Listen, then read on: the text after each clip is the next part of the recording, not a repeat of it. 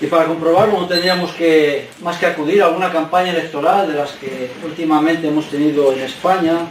Hemos llegado a adquirir una gran experiencia en campañas electorales para darnos cuenta de que estas promesas de los políticos luego rara vez se cumplen, ¿verdad? Pero no solo es en la política donde esto ocurre. ¿Cuántos de nosotros hemos recibido o tal vez dado falsas expectativas en algún momento de nuestra vida? Puede que haya sido en el ámbito laboral, o tal vez en el sentimental, o tal vez en relaciones de amistad, o incluso puede que como hermanos en Cristo hayamos recibido o dado alguna esperanza con la certeza y sabiendo de antemano que esa persona o nosotros no íbamos a cumplir. Cuando estas esperanzas o expectativas no se cumplen, el desengaño es grande. Y lo que ocurre es que dejamos de confiar en aquellos que nos dieron estas falsas expectativas. Esto es una realidad, ¿verdad?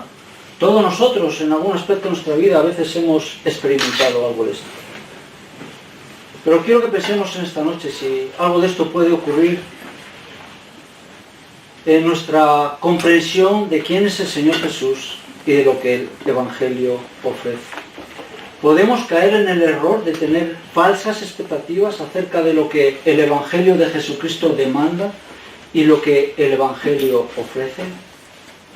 O podemos llegar a estar desencantados con el Evangelio y con el Señor Jesús, ya que mirando nuestra situación actual, tal vez no muy favorable, y debido a una comprensión errónea del Evangelio, pensemos que no está cumpliendo lo que nos habían prometido o lo que nosotros pensábamos que prometía.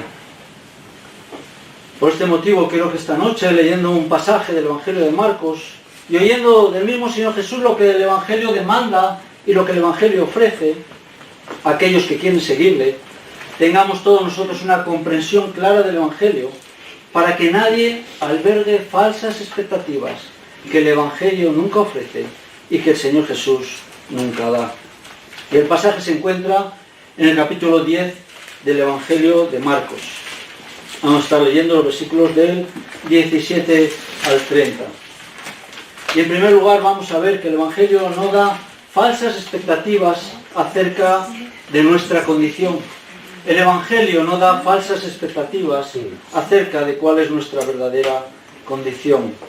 Dice el versículo 17: cuando salía para seguir su camino, se está refiriendo a Jesús, vino uno corriendo, y arrodillándose delante de él le preguntó: Maestro bueno, ¿qué haré para heredar la vida eterna?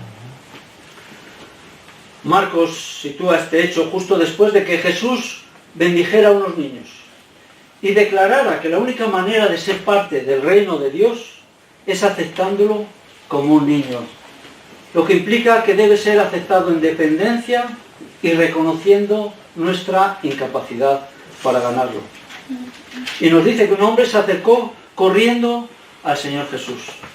Y por el relato de los tres evangelios que recogen este hecho, sabemos que este era un hombre joven, que a pesar de su juventud ya era rico y que además era alguien relevante en esa ciudad. Si tuviéramos que catalogar a este hombre que se acercó corriendo, le catalogaríamos como un triunfador. Esto es alguien que ha obtenido aquello que la mayoría de la sociedad valora: éxito económico y social. Y podemos decir también que era un hombre al que no le importaban demasiado lo que los demás pensasen de él, ya que se acercó corriendo a Jesús, algo que los hombres importantes nunca harían. Y que además consideraba a Jesús en gran manera, ya que al llegar delante de él, se arrodilló. Y vemos que este hombre importante, exitoso, sin complejos, tiene una pregunta. Y realmente es la pregunta que alguien que realmente entiende lo transitorio de esta vida, ya sea rico o pobre, debe hacerse. Y lo vemos en el texto: Maestro bueno, ¿qué haré para heredar la vida eterna? Aparentemente, a pesar de haber obtenido todo lo que esta vida ofrece, él no estaba satisfecho. A pesar del éxito que él ya tenía, él quiere saber qué ha de hacer para asegurarse el éxito espiritual. Quiere tener certeza acerca de su porvenir. Y aparentemente está dispuesto a hacer lo que haga falta, sin importar lo que los demás piensen, para asegurarse la salvación de su alma. Y la verdad es que este hombre fue a la persona adecuada. Si alguien sabe lo que hay que hacer para obtener la vida eterna, no lo dudéis. Ese es el Señor Jesús. Y en el versículo 18, si seguimos leyendo, encontramos la respuesta de Jesús. ¿Por qué me llamas bueno? Nadie es bueno, sino solo uno, Dios. La respuesta de Jesús es un poco inesperada, ¿verdad? Podemos decir que no es muy amigable desde nuestra visión del evangelismo moderno. Es posible que ante el perfil de este hombre, alguno de sus discípulos pensase: este es un candidato ideal para unirse a nosotros. Es un buscador de Jesús, con buena posición social, con influencias. Si se convierte va a hacer que seamos relevantes en esta ciudad. Así que Jesús no se lo ponga muy difícil y no le des ahora una clase de teología, déjalo para cuando se haya bautizado. Dile que para tener vida eterna lo que debe hacer es creer y ya está. Y no sé si esto es lo que pensaron los discípulos, estoy haciendo hipótesis, pero es lo que muchos que presentan hoy el Evangelio piensan. Vamos a adaptar el Evangelio a nuestro tiempo. Vamos a presentar un Evangelio que no demanda gran cosa, que es amable con el que está buscando, que no confronta el pecado, que no llama al arrepentimiento, que no demanda un cambio profundo en el corazón y que lo único que requiere es que añadas una fe superficial a tu estilo de vida para así obtener un billete seguro al cielo. Por el contrario, el Señor Jesús no quiere seguidores con falsas expectativas. El Señor Jesús quiere seguidores que realmente comprendan las demandas del Evangelio, que comprendan su condición de bancarrota espiritual delante de Dios, que comprendan que el único medio de reconciliación ante este Dios Santo es tener la justicia perfecta que Él requiere, y que esto solo es posible obtenerlo cuando nos es adjudicada por la fe en la obra del Señor Jesucristo. Lo primero que hace Jesús al evangelizar a este hombre es mostrarle que tiene un bajo concepto de Dios y un alto concepto del hombre, ya que su concepto acerca de quién era bueno vemos que no era el adecuado. Y esto sacaba a la luz también un desconocimiento de las Escrituras, ya que estas muestran desde su primer libro cuál es la verdadera condición pecaminosa de cada ser humano y cuál es la cualidad de bondad infinita que solo Dios posee. Y es además evidente que este joven rico no reconocía en el Señor Jesús al Dios eterno hecho hombre, sino que solo veía en Jesús a un maestro o un rabino, tal vez un hombre con una moral elevada, alguien digno de admirar o de seguir, pero solo un hombre. Y a pesar de considerar a Jesús un simple hombre, él le definió como maestro bueno. Y es por eso que el Señor Jesús respondió de esta manera. No porque no fuese cierto que Jesús era efectivamente bueno como hombre en el más amplio sentido de esta palabra y en cada aspecto de su vida, y no porque Él no fuese Dios y como tal totalmente merecedor de este calificativo en grado superlativo, sino para que se diese cuenta este joven de que ningún ser humano, a pesar de que tenga una moral elevada, o que los demás le consideren realmente bueno, o incluso le pongan en un altar y le llamen santo, puede recibir este calificativo cuando lo que está en juego es la vida eterna. Solo hay uno que es bueno, y ese es Dios. Y debemos tener claro que ningún ser humano, sin importar quién es, sin importar cuál es su reputación o cuál es su posición, ni todas las buenas obras que haga, se merece este calificativo cuando se compara con la justicia de un Dios que es perfectamente bueno. El primer problema que tenía este joven era que tenía un concepto equivocado acerca de quién es bueno a los ojos de Dios. Y el propósito de la respuesta de Jesús era honrar el nombre de Dios y despertar en este hombre temor ante la santidad de este Dios. Y esto es primordial en el Evangelio. Si no entendemos y explicamos la santidad de Dios y cómo Él aborrece el pecado, nunca vamos a entender la gravedad de nuestro pecado, ya que cada pecado que cometemos es ante todo una ofensa a este Dios que es infinitamente santo y que por tanto nuestro pecado merece un castigo infinito. Y si no entendemos la gravedad de nuestro pecado, no va a haber un profundo sentimiento de culpa que produzca verdadero arrepentimiento por haber pecado contra este Dios santo. Dios se describe a sí mismo en su palabra como muy limpio de ojos para ver el mal, como dice el profeta Habacuc. Y el salmista nos dice que es justo y que ama la justicia. Y que por tanto, como Moisés escribió, oyéndolo de la boca del mismo Dios, de ningún modo tendrá por inocente al culpable. Y esta es una parte del Evangelio que a veces es pasada por alto. Dios es santo y aborrece profundamente el pecado. Y ninguno de nosotros puede reconocerse como bueno delante de este Dios que es absolutamente santo. Debido a su santidad y debido a nuestro pecado estamos enemistados. Somos merecedores de su ira y no podemos hacer nada que tenga suficiente valor para remediar esto. Sin que esta premisa quede clara, nadie puede entender su verdadera necesidad y nadie puede aceptar el reino de Dios como un niño. Al seguir leyendo vemos cómo Jesús ahonda más en la realidad de la condición de este joven.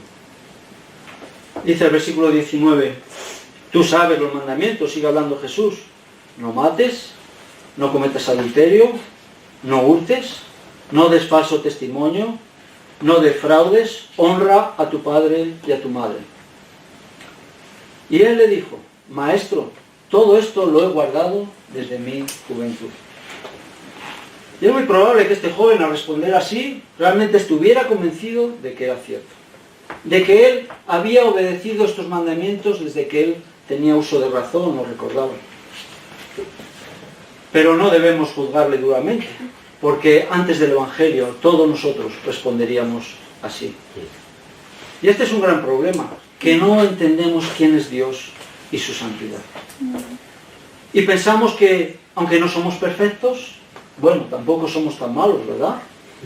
Somos externamente buenos ciudadanos, no hemos matado a nadie, yo creo, ninguno de nosotros, no hemos robado ningún banco, no hemos defraudado millones, no vamos a hablar de cosas pequeñas, no hemos defraudado millones, somos fieles a nuestras esposas o esposos si estamos casados, cuidamos de nuestros padres, incluso somos mejores que el que está al lado, ¿verdad? Estamos bien espiritualmente. Y Dios nos va a aceptar y además Dios nos va a premiar. Pero evidentemente esto era falso en este joven y es falso en cada uno de nosotros. Tal vez era verdad que no había matado a nadie, pero seguro que sí había estado enojado con alguien alguna vez, igual que todos nosotros. Y eso nos hace culpables ante los ojos de Dios como si hubiésemos matado. Tal vez no había adulterado, esto es, no había tenido una relación sexual fuera del matrimonio, pero seguro que alguna vez había mirado a una mujer con deseo. Lo mismo que cualquiera de nosotros, o a un hombre si es una mujer. Y esto nos hace igual de culpables ante los ojos de Dios. Esto es lo que Jesús explicó en el Sermón del Monte. Esta era la realidad de este joven, y esta es la realidad de cada uno de nosotros, seamos hombres o mujeres. Todos, sin excepción, fallamos en cumplir lo que Dios requiere para poder ser considerados buenos delante de Él. Ya que cada uno de nosotros no solo hemos pecado, sino que hemos nacido ya pecadores, debido a que heredamos la naturaleza pecaminosa de nuestro padre Adán. Sin embargo, estamos tan cegados por nuestro pecado que llegamos a decir como este joven, Maestro, todo esto lo he guardado desde mi juventud. Al leer el versículo 21 vemos quién es realmente bueno. Dice el versículo 21, entonces Jesús mirándole le amó. Jesús sintió verdadera compasión por este joven. A pesar de su ceguera, su condición espiritual, Jesús le amó y no le desechó, sino que siguió abriendo los ojos a la realidad de cuál era su condición. Y a pesar de que Jesús sabía que él era un pecador desde el vientre de su madre, y que había quebrantado cada uno de los mandamientos que él había enumerado, no se enfadó, ni se enojó, ni le echó de su presencia. El texto nos dice claramente, Jesús le amó. Pero Jesús no le amó dándole falsas expectativas, diciéndole, no pasa nada, sé que tienes buenas intenciones y sé que no eres tan malo, por tanto yo te perdono. Eso sería falso. Eso no es el Evangelio que Jesús vino a anunciar y por el que Él murió en una cruz. No, Jesús le amó mostrándole cuál era su verdadera condición espiritual y la necesidad que tenía de arrepentimiento, de dejar de confiar en su propia justicia y de seguir a Jesucristo renunciando a todo. Es lo que le dice en el versículo 21. Una cosa te falta. Ve y vende cuanto tienes y da a los pobres, y tendrás tesoro en el cielo. Y ven, sígueme. Ante la demanda de Jesús, ¿qué ocurrió? ¿Cuál fue la respuesta del joven cuando Jesús le confrontó con lo que había en su corazón para descubrir su pecado, su codicia, su amor al dinero, su idolatría? El joven siguió en su pecado, tristemente, y no se arrepintió. Nos dice el versículo 22, pero él, afligido por estas palabras, se fue triste porque era dueño de muchos bienes. Se afligió, es verdad, pero no por su pecado. Se puso triste, pero su tristeza no le llevó al arrepentimiento, sino que se alejó del maestro a quien él consideraba que era bueno, porque lo que Jesús le pedía era demasiado a sus ojos. Jesús le amó, pero no le dio falsas expectativas. Ante la pregunta del joven que quería salvar su alma, que era un buscador, Jesús no le dijo, bueno, es verdad que no eres perfecto, pero sé que tienes buen corazón.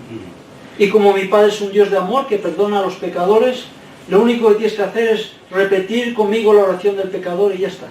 Tienes el billete al cielo. Sigue con tu vida e intenta cumplir con los mandamientos. Eso sería un falso evangelio, que solo conduce a la condenación eterna. En cambio, Jesús demostró que solo Dios es bueno. Y lo hizo ver cuál era su verdadera condición de pecador. Y la necesidad de arrepentimiento que tenía, para así poder seguir a Cristo como lo más valioso y obtener la vida eterna. Y este requisito es igual para cada uno de nosotros. El amor de Cristo para cada uno de nosotros es el mismo. Jesucristo nos muestra lo glorioso y santo que es Dios y nos advierte de la gravedad de nuestra condición. Y solo a la luz de que Dios es santo y que no tolera el pecado podemos darnos cuenta de la gravedad de cada pecado que hemos cometido.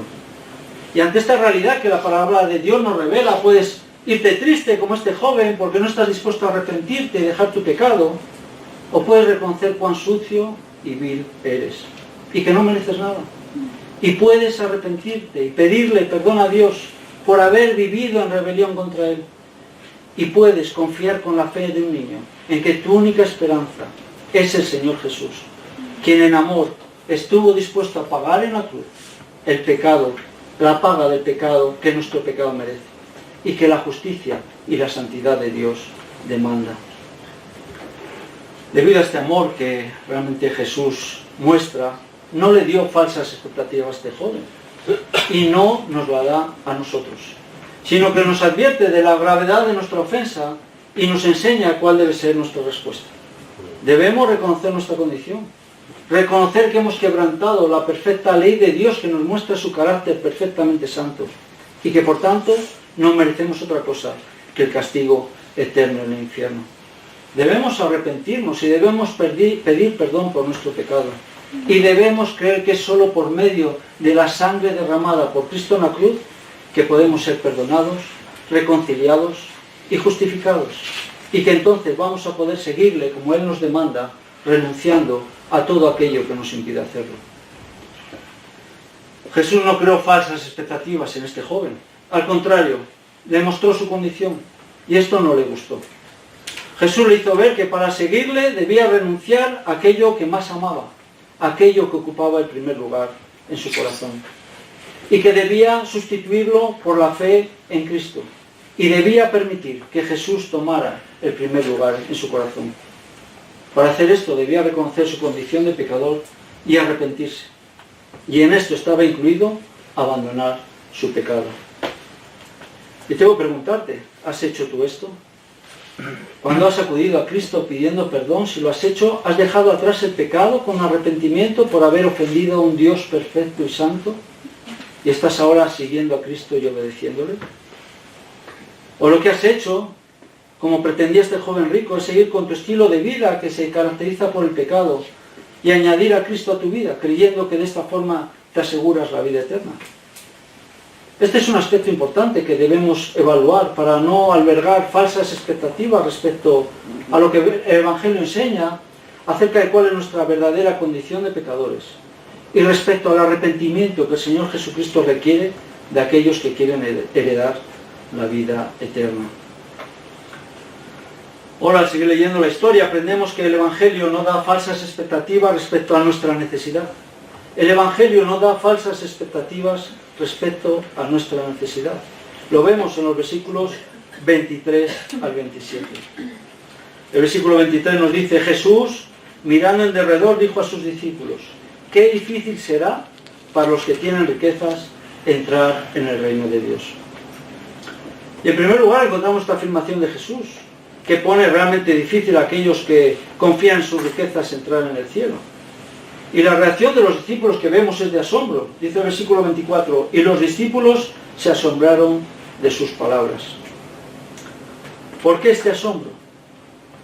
En la cultura judía se consideraba que la riqueza era una señal de bendición de Dios. Y que esta bendición Dios la daba, pensaban ellos, a los hombres piadosos que amaban a Dios. Por ello se preguntan: ¿quién pues puede salvarse? Si los ricos que gozan del favor de Dios, porque son piadosos, no entran en el cielo, ¿entonces quién? Vemos la respuesta de Jesús en los versículos que siguen, versículo 24. La segunda parte: pero Jesús respondiendo de nuevo les dijo: hijos, qué difícil es entrar en el reino de Dios. Es más fácil que un camello pase por el ojo de una aguja que el que un rico entre en el reino de Dios. Ellos se asombraron más, diciendo entre sí: ¿y quién podrá salvarse? Mirándolos, Jesús dijo: para los hombres es imposible, pero no para Dios, porque todas las cosas son posibles para Dios. La segunda respuesta de Jesús ya no implica solo a los ricos, implica tanto a ricos como a pobres, implica tanto a hombres como a mujeres, porque nadie, por muy bueno que nos parezca, puede ganar su salvación. Y Jesús es tajante: para los hombres es imposible. Y esta es la declaración de toda la Biblia. No podemos ganar el favor de Dios con nuestras buenas obras. Nadie puede hacerlo. Un solo pecado, y la Biblia dice que todos pecamos, y como he dicho antes, no solo que pecamos, sino que ya nacemos levantando nuestro puño contra Dios y estamos descalificados para ganar el favor de Dios. Entonces debemos hacernos la misma pregunta: ¿quién puede salvarse? La respuesta que da la Biblia es: solo Dios puede salvar. Lo que para los hombres es imposible, Dios lo hace posible. Lo que es imposible para nosotros, no solo salvarnos, sino creer, Dios lo hace posible. Dios suple nuestra necesidad al cumplir su promesa asociada al nuevo pacto y obrar en nuestros corazones por medio del Evangelio, transformando corazones de piedra, insensibles al pecado e insensibles a Dios, en corazones y mentes que pueden arrepentirse y confiar por la fe en el Señor Jesús. Solo por medio del inefable intercambio que se produce cuando, después de oír el Evangelio y Dios obrar en nuestro corazón por medio de su Espíritu, nosotros nos arrepentimos de nuestro pecado y acudimos a Cristo como nuestro Salvador, es que somos perdonados. Debido a que Cristo cargó con nuestro pecado y sufrió en la cruz el castigo que el carácter santo y justo de Dios demanda, para así poder ejercer su gracia salvadora sin violentar su justicia y otorgarnos el perdón que su Hijo ganó a favor de todo aquel que se refugia en la cruz. Solo Dios, obrando en nosotros por medio del Evangelio, puede suplir nuestra necesidad. En tercer lugar, el Evangelio no da falsas expectativas respecto a nuestra ganancia. El Evangelio no da falsas expectativas respecto a lo que nosotros ganamos. Lo vemos en los versículos 28 al 31. A veces la expectativa acerca de lo que obtenemos al seguir al Señor Jesús no está muy clara. o puede tener un enfoque terrenal. Y esto parece estar detrás de la afirmación de Pedro que encontramos en el siguiente versículo. Parafraseando a Pedro diríamos, nosotros le hemos dejado todo, como tú has demandado a este joven, y te hemos seguido. ¿Qué vamos a obtener? Y este es un aspecto muy importante del Evangelio. Ya que muchos hoy en día hacen profesiones en Cristo porque piensan que obtendrán sanidad física. O le siguen porque piensan que Él va a solucionar los problemas de su matrimonio. O le siguen porque piensan que así van a obtener prosperidad y riquezas. Tenemos que hacernos esta pregunta. ¿Seguimos a Cristo por estos motivos u otros similares? Si es así, le estamos siguiendo por falsas expectativas.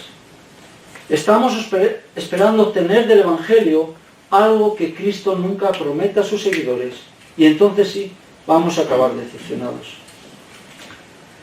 Pero en los versículos 29 y 30 encontramos lo que Cristo ofrece realmente a los que se arrepienten y le siguen. Vamos a ver los versículos 29 y 30.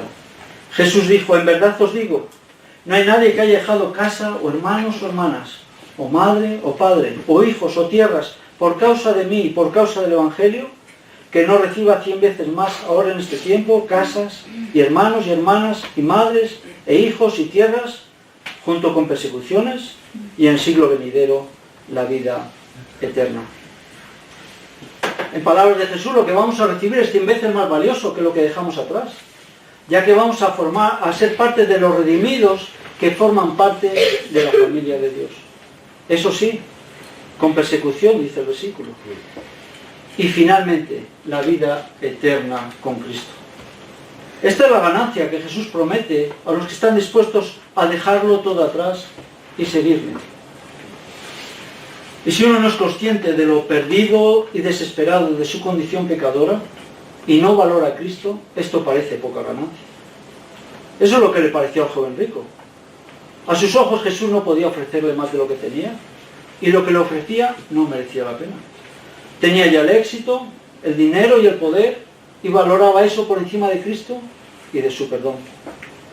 Pero cuando uno realmente comprende la gravedad de nuestra condición, ve a Cristo como el único que puede suplir nuestra necesidad, y valora como lo más grande la gracia de Dios en Cristo hacia nosotros, va a ser capaz de dejar todo atrás y exclamar como hizo otro hombre rico, quien también se creía bueno, pero que tras un encuentro con Jesús resucitado sí reconoció su pecado y dejó todo para seguir a Cristo y exclamó, pero cuantas cosas eran para mi ganancia, las he estimado como pérdida por amor de Cristo.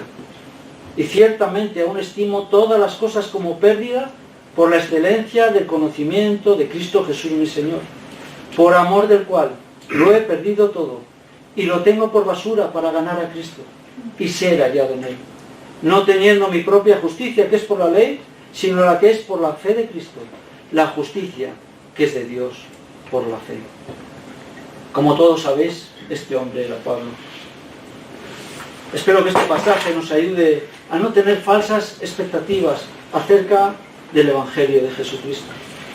Espero que si hemos acudido a Cristo sea porque hemos entendido la gravedad de nuestra condición, la necesidad que tenemos de la gracia de Dios y valoremos en gran manera la ganancia de lo que Cristo ha ganado para nosotros.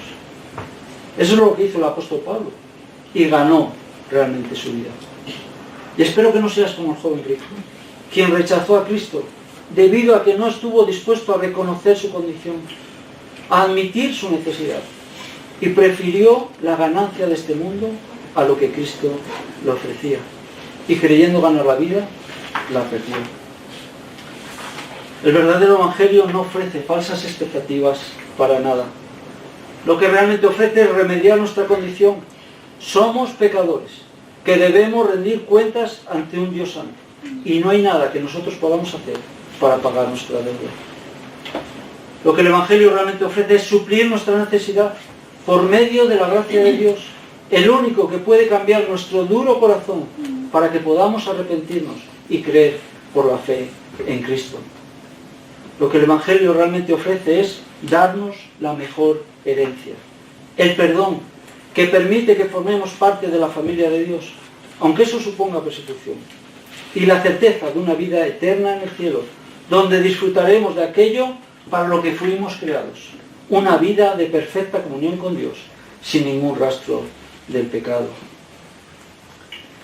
El Evangelio verdadero reclama arrepentimiento de nuestra condición pecaminosa, que atenta contra un Dios santo, y reconocimiento de nuestra necesidad, acudiendo a Él como un niño, confiando por la fe en Jesucristo como nuestro Salvador. ¿Lo has hecho?